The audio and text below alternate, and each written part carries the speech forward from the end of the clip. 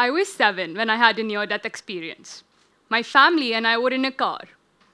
Out of fun or curiosity, my 5-year-old sister somehow managed to open the car door even when she had her seatbelt on. We were going at a speed of 60 kilometers per hour. Looking at what she had done, I shrieked loudly. My parents, who had been unaware till then, froze in terror. My mother quickly reached back and managed to shut the door.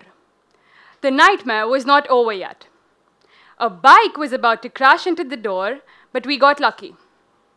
Guess my mother's reflexes and my shrieking saved the day. But it was also frighteningly numbing. The thought that I was going to die right there.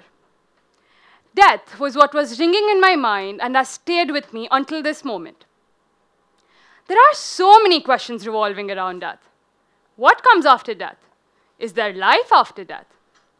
I'm certain at some point of time, everyone has thought about these questions. Even science, which has answered some major questions, has not been able to crack this one. So, am I going to answer it? No way. What I am going to do is contemplate what could happen after you die. To begin with, there are various beliefs. Apparently, some teenagers die if they climb 7 floors, or study, or eat vegetables, or listen to their friends sing, or listen to their history teacher go on and on about how Napoleon was an excellent ruler. But I am talking about the true death. You know, when the person stops moving, stops breathing, stops living. There are multiple beliefs. Some bodies are cremated.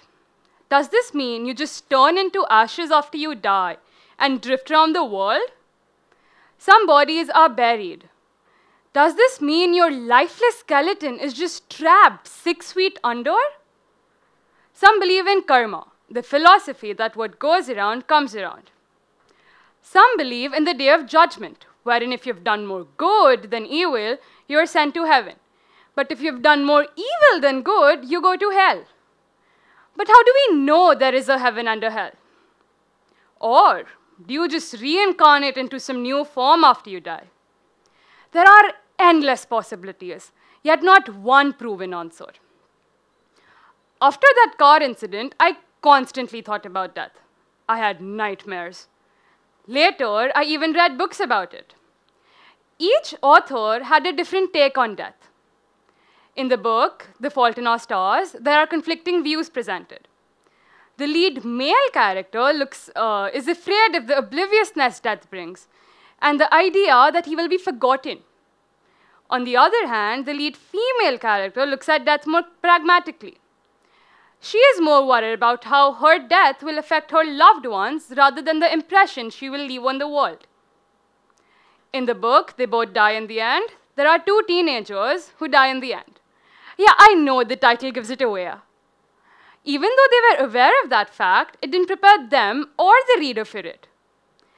This just proves that no matter how we choose to live, our finish line remains the same. No matter what choices we make, we both die in the end. We often lose ourselves focusing on life after death. We're so determined to figure out what comes after death that we forget about what comes before it. We forget to live. The Twitter gods imparted some wisdom on this controversial topic with this quote. If you're angry, you're living in the past. If you're worried, you're living in the future. But if you're content, you're living in the present. This constant worrying and anxiousness about death will not lead anyone anywhere. So, did I stop worrying about death? Yes, because stress, studying, and semantics replaced it. I was too focused on how to complete my chemistry homework to worry about the end of my life. Joking about how I would die due to the monotony of school became the norm. And I was unaffected by our inevitable end, at least for a little while. Surrounding myself around positive people and reading less emotionally unstable books helped. There's a show, The Good Place, that's completely dedicated to what comes after death. One of the main characters said, "You said that every human is a little sad all the time because you know you're going to die. But that knowledge is what gives life meaning. A demon envied humans because we could live and die. The uncertainty of life is what makes it worth living. Now, some of you might be wondering why, of all the topics that I could possibly choose from, why would I choose to talk about that? And now, why am I talking about living life? To be honest, I don't know what comes after death either. I'm a human too.